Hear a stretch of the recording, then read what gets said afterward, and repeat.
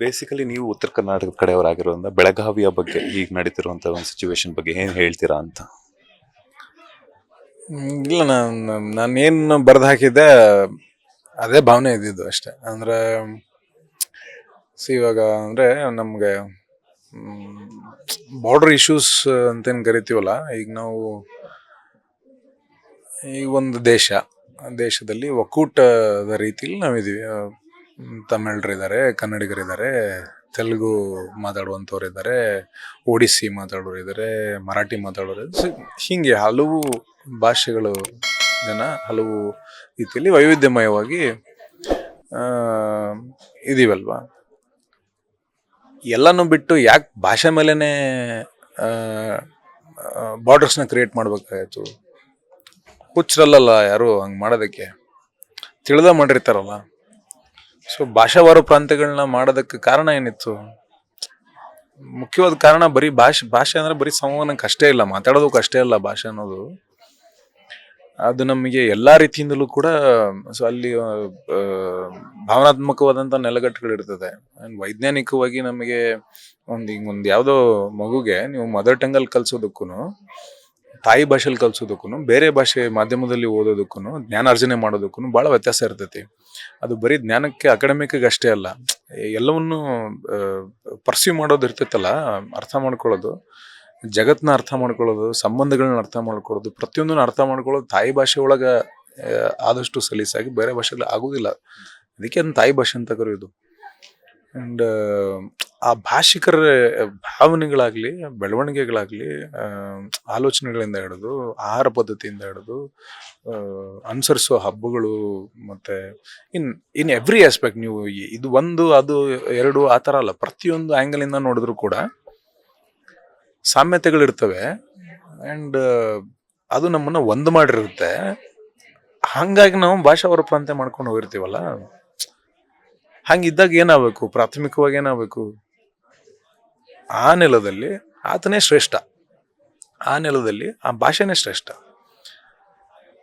ನಾ ಪುಣೆದಾಗ ಹೋಗಿದ್ದೆ. ಪುಣೆದಾಗ ಕನ್ನಡ ರಾಜ್ಯೋತ್ಸವ ಆಚರಿಸಾತಿದ್ರು, ಗೆಸ್ಟಾಗಿ ಕರೆದಿದ್ರು. ಹೋಗಿದ್ದೆ ನಾನು. ಸ್ಟೇಜ್ ಮೇಲೆ ಅಲ್ಲಿ ಹೋದಾಗ ಹೇಳಿದ್ದೆ ನಾನು, ಅಲ್ಲಿ ಪುಣೆಯ ಮೋಸ್ಟ್ಲಿ ಮೇಯರು ಅಥವಾ ಯಾರು ಗೊತ್ತಿಲ್ಲ, ನಾನು ಮರ್ತು ಹೋಗಿನಿ. ಬಟ್ ಅಲ್ಲಿರುವಂಥ ಒಬ್ಬರು ಪೊಲಿಟಿಷಿಯನ್ ಒಬ್ಬರನ್ನ ಕರೆದು ಕುಂದಿರ್ಸಿದ್ರು ಸ್ಟೇಜ್ ಮೇಲೆ.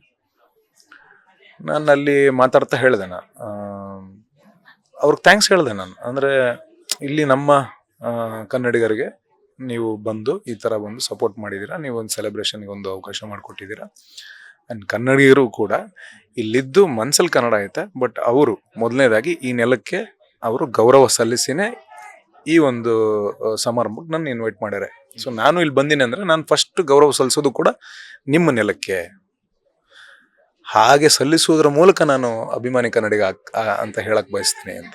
ಸೊ ಈ ನೆಲದಾಗಿದ್ದಾಗ ನಾವು ಈ ನೆಲನ ರೆಸ್ಪೆಕ್ಟ್ ಮಾಡ್ಬೇಕಲ್ಲ, ಈ ಭಾಷೆನ ರೆಸ್ಪೆಕ್ಟ್ ಮಾಡ್ಬೇಕಲ್ಲ.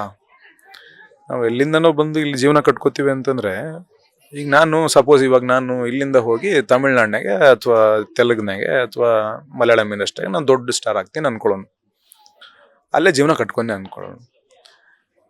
ನಾನು ಎಲ್ಲಿ ನಿಯತ್ತಾಗಿರ್ಬೇಕು? ಆ ನೆಲಕ್ಕೆ ನಿಯತ್ತಾಗಿರ್ಬೇಕು ನಾನು, ಹೌದಿಲ್ಲ? ಸೊ ಹಂಗಿದ್ದಾಗ ಈ ನೆಲದಾಗಿರ್ತೀರಿ, ಈ ನೆಲದಾಗ ಜೀವನ ಮಾಡ್ತೀರಿ ಅಂತಂದ್ರೆ ಅದನ್ನೇನು ಕೂತ್ ಬಗೆಹರಿಸೋ ಮಾತೂ ಅಲ್ಲ, ಅದು ತಿಳಿಸಿ ಹೇಳೋ ಮಾತೂ ಅಲ್ಲ, ಅದು ಬೇಸಿಕ್ ಕಾಮನ್ ಸೆನ್ಸ್. ಅದು ಈ ನೆಲದವ್ರಿಗೆ ನೀನು ರೆಸ್ಪೆಕ್ಟ್ ಕೊಡಾಕಬೇಕು, ಈ ನೆಲದಾಗ ಈ ನೆಲಕ್ಕೆ ನೀನು ರೆಸ್ಪೆಕ್ಟ್ ಕೊಡಾಕಬೇಕು, ಇಲ್ಲಿ ಮಾತಾಡೋ ಭಾಷೆಗೆ ನೀನು ರೆಸ್ಪೆಕ್ಟ್ ಕೊಡಾಕಬೇಕು. ಸೊ ಅದಕ್ಕೆ ಪದೇ ಪದೇ ಪದೇ ಪದೇ ತೊಂದರೆಗಳಾಗ್ತಿದ್ದಾಗ ಬೇಜಾರಾಯ್ತು.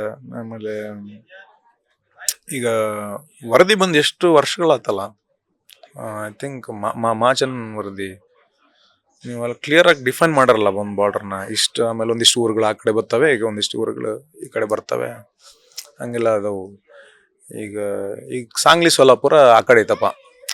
ನಾವು ಸಣ್ಣ ಇದ್ದಾಗ ಈಗ ಸೂರ್ಯಪಾನ ಅದನ್ನೆಲ್ಲ ಅಲ್ಲಿಗೆ ತುಂಬಿಸಿ ಕಳಿಸ್ತಿದ್ರಲ್ಲ, ಅಲ್ಲಿ ನಾನು ಲಾರಿಯಾಗ ಹೋದಾಗ ಅಲ್ಲಿಗೂ ಕನ್ನಡ ಮಾತಾಡ್ತಾರೆ ಭಾಳಷ್ಟು ಜನ. ಈ ಹಂಗೆ ನೋಡ್ಕೊತ ಕೂತಂದ್ರೆ ಎಷ್ಟೊಂದು ಪ್ರದೇಶಗಳು ನಮಗೆ ಬೇಕು. ನಾವು ಹೊಡೆದಾಡಕೋತೀವ ನಾವೇನಾರು? ಇಲ್ಲ. ಎಷ್ಟು ಪ್ರೀತಿಯಿಂದ ಅವ್ರನ್ನ ಸ್ವೀಕಾರ ಮಾಡ್ತೀವಿ, ಎಷ್ಟು ಪ್ರೀತಿಯಿಂದ ಅವ್ರಿಗೆ ಮರ್ಯಾದೆ ಕೊಡ್ತೀವಿ, ಅವ್ರವ್ರ ಜೀವನ ಕಟ್ಕೊಳಕ್ಕೆ ಎಷ್ಟು ಆತ್ಮೀಯತೆಯಿಂದ ನಾವು ಅವ್ರಿಗೆ ಅವಕಾಶ ಮಾಡಿಕೊಟ್ಟಿರ್ತೀವಿ, ಅಷ್ಟು ಪ್ರೀತಿಯಿಂದ ಅಪ್ಕೊಂಡಿರ್ತೀವಿ. ಅದು ಪ್ರತಿಯಾಗಿ ಅದೇ ಪ್ರೀತಿ ಬಂದಾಗ ಖುಷಿ ಆಗುತ್ತೆ. ಅದು ಯಾವಾಗ ಆ ಪ್ರೀತಿ ಅಲ್ಲಿ ಸಿಗುವುದಿಲ್ಲ ಅವಾಗ್ಲೇ ಈ ಥರದ್ದಾಗೋದಲ್ಲ. ಈಗ ಯಾಕೆ ರಸ್ತೆಗಿಳಿದು ಕಿರ್ಚಾಡಕ್ಕೆ ಶುರು ಮಾಡ್ತಾರೆ, ಯಾಕೆ ಪ್ರೊಟೆಸ್ಟ್ ಮಾಡೋಕ್ಕೆ ಶುರು ಮಾಡ್ತಾರೆ, ಏನೋ ಒಂದು ಆಗಿರುತ್ತಲ್ಲ ಅಲ್ಲಿ ಭಾವನೆಗೆ ಹರ್ಟ್ ಆಗಿರುತ್ತೆ, ಭಾವನಾತ್ಮಕವಾಗಿ ಹರ್ಟ್ ಆಗಿರ್ತೀವಿ. ಆ್ಯಂಡ್ ಪ್ರಾಕ್ಟಿಕಲಿ ನೀನು ಆ್ಯಂಡ್ ಸಂವಿಧಾನಾತ್ಮಕವಾಗಿಯೂ ಕೂಡ ನೀನು ಇವರು ವಯೋಲೇಟಿಂಗ್ ಅಲ್ಲ, ಸಂವಿಧಾನನೇ ಹೇಳುತ್ತಲ್ಲ ನಿಮಗೆ. ಅಂದರೆ ಈಗ ಈ ರೂಲ್ ಮಾಡಿದವ್ರು ಯಾರು ಇದನ್ನ ಕಾನೂನಾತ್ಮಕವಾಗಿಯೇ ಒಂದು ಗಡಿ ಅಂತ ಇರೋದಲ್ಲ. ಸೊ ಅಲ್ಲಿಂದ ಒಳಗೆ ಬಂದ್ಮೇಲೆ ನೀವು ಮತ್ತೆ ಅದಕ್ಕೆ ತೊಂದರೆ ಕೊಡೋದಾಗ್ಲಿ, ಜನರಿಗೆ ಇದು ಮಾಡೋದಾಗ್ಲಿ, ಪರ್ಸನಲಾಗಿ ದ್ವೇಷ ಯಾರಿಗೆ ದ್ವೇಷ ಇದೆ ಹೇಳಿ? ಯಾಕೆ ದ್ವೇಷ ಮಾಡ್ತೀವಿ ನಾವು? ದ್ವೇಷ ಯಾರ ಮೇಲೂ ಇಲ್ಲ. ಬಟ್ ಅದಕ್ಕೆ ಧಕ್ಕೆ ತರಬೇಡ್ರಿ ಅಂತಷ್ಟೇ ಆ ಭಾವನೆಗಳಿಗೆ. ಪ್ರೀತಿಯಿಂದ ನಾವು ನಿಮ್ಮ ನೋಡ್ಕೋತೀವಿ, ನೀವು ಅಷ್ಟೇ ಪ್ರೀತಿಯಿಂದ ಈ ನೆಲನ, ಈ ಮಣ್ಣನ್ನ, ಈ ಭಾಷೆನ, ಈ ಭಾಷಿಗರನ್ನ ಗೌರವಿಸಿ. ಅದರಲ್ಲಿ ನೆಗೋಷಿಯೇಟ್ ಮಾಡುವಂಥದ್ದು ಏನೂ ಇಲ್ಲ, ಅದಾಗಬೇಕು. ಅದು ಬಿಟ್ಟರೆ ಎಷ್ಟೊಂದು ವಿಚಾರಗಳಲ್ಲಿ ಕಾನೂನಾತ್ಮಕವಾಗಿ ಅಥವಾ ಅಧಿಕಾರಿಗಳಿಂದಾಗಲಿ ಅಥವಾ ರಾಜಕಾರಣಿಗಳಿಂದಾಗಲಿ ಬೇಗ ಸೊಲ್ಯೂಷನ್ ತರ್ಬೋದು ಅಂತ ಇಲ್ಲ. ನಟರುಗಳು ಧ್ವನಿ ಎತ್ತೋದು ತುಂಬ ಒಂದು ಬೇಸಿಕ್ ಕರ್ತವ್ಯ ಅದು ನಮ್ಮದು. ಏನೋ ಒಂದು ಆದಾಗ ವಾಯ್ಸ್ನ ರೈಸ್ ಮಾಡ್ಬೇಕು ನಾವು. ನಾನು ದೊಡ್ಡವಾಗಿ ಎಲ್ಲಿ ಬೇರೆದಾಗ ಬಳೆ ಮಾಡೋಕ್ಕಾಗ್ತಾ, ನಾನು ಇಲ್ಲೇ ಬಳೆ ಮಾಡಬೇಕಲ್ಲ. ಸೊ ಹಾಗಾಗಿ ನಮ್ಮ ನೆಲಕ್ಕೆ ಏನಾದ್ರು ಒಂದು ಅನಿಸ್ದಾಗ, ನಮ್ಮ ಭಾಷಿಗರಿಗೇನೋ ಅಂತ ಆದಾಗ it's our responsibility and our duty ಅಂತ ನಾನು ಕನ್ಸಿಡರ್ ಮಾಡ್ತೀನಿ ಅಷ್ಟೇ.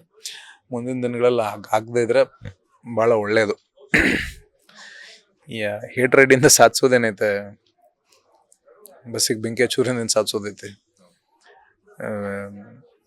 ಕೂತು ಮಾತಾಡಿ ಬಗೆಹರಿಸುವಂಥ ಒಂದು ವಿಚಾರ ಬೇಸಿಕ್, ಇಟ್ಸ್ ವೆರಿ ಬೇಸಿಕ್. ಅದೇನು ದೊಡ್ಡ ವಿಚಾರ ಅಲ್ಲ, ಒಂದು ದೊಡ್ಡ ಪಾಂಡಿತ್ಯ ಬೇಕಾಗಿಲ್ಲ ಅದಕ್ಕೆ.